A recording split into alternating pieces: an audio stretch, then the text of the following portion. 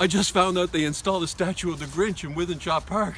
I'm so excited! The Grinch!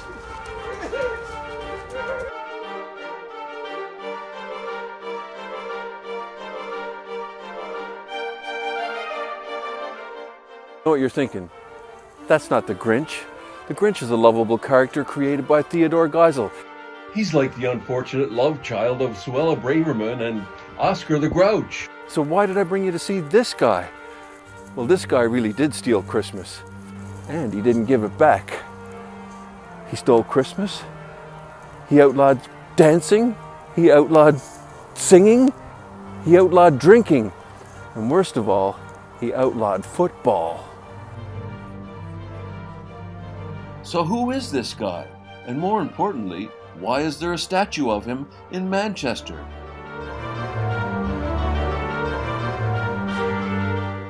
That's right, it's Oliver Cromwell, and he really did ban Christmas.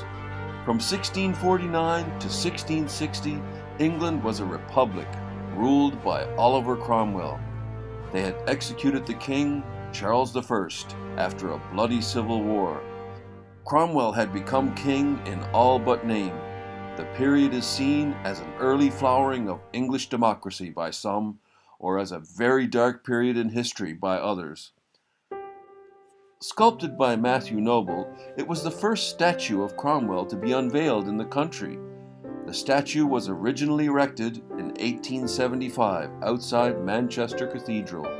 It would have been the first thing that you would have seen as you entered the city from the now defunct Exchange Station.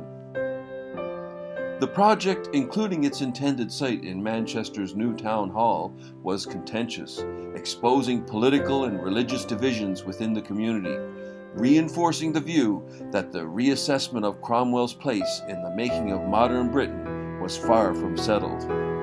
Controversial to this day, he is considered a Republican hero to some and a ruthless tyrant to others.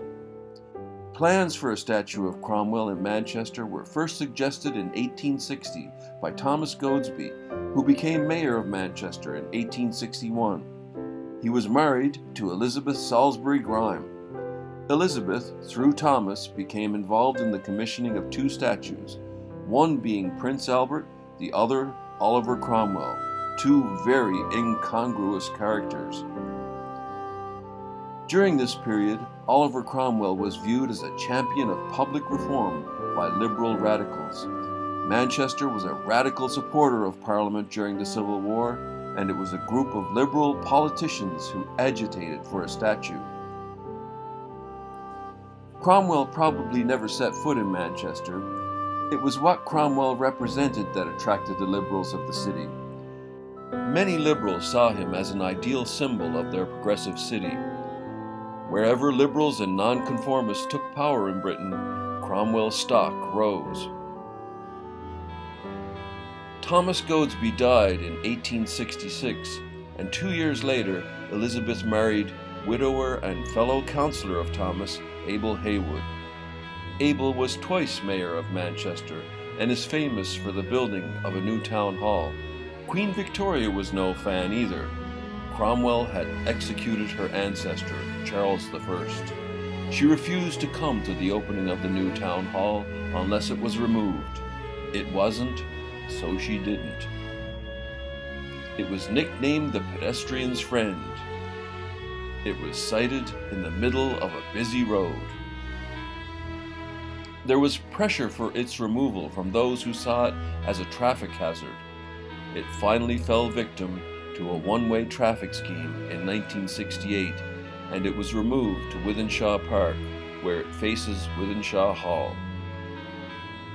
A final irony, Cromwell's forces came into direct conflict with the Tattons when they attempted to capture Wythenshawe Hall in the winter of 1643. Robert Tatton defended the house for 3 months with the help of friends and servants, until 2 canons were sent by road from Manchester, and the house was captured. The Tattons fled to Chester. Wythenshawe Hall was eventually returned to the family several years later in return for the payment of a large fine. Almost immediately, the statue was dabbed with paint, the first of a number of acts of vandalism that included the removal of Cromwell's sword. Most recently, he has been graffitied again, in the wake of the George Floyd murder. Manchester Council have announced they will review every statue in the city in response to the Black Lives Matter protest. I feel these statues have a place in today's world. They shouldn't be boxed up and hidden away in museums.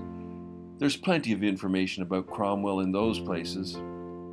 One day, I was walking through this park, and I saw this statue and thought to myself, why is there a statue of Oliver Cromwell here? Did he live here? It was enough to seek out all this information and make this little video. So let's keep our history on our sleeve. It may not be pretty, but it should be remembered and spoken of. And if the statue gets graffitied or knocked into the canal, it becomes part of the story. It's not a priceless relic, but the story is.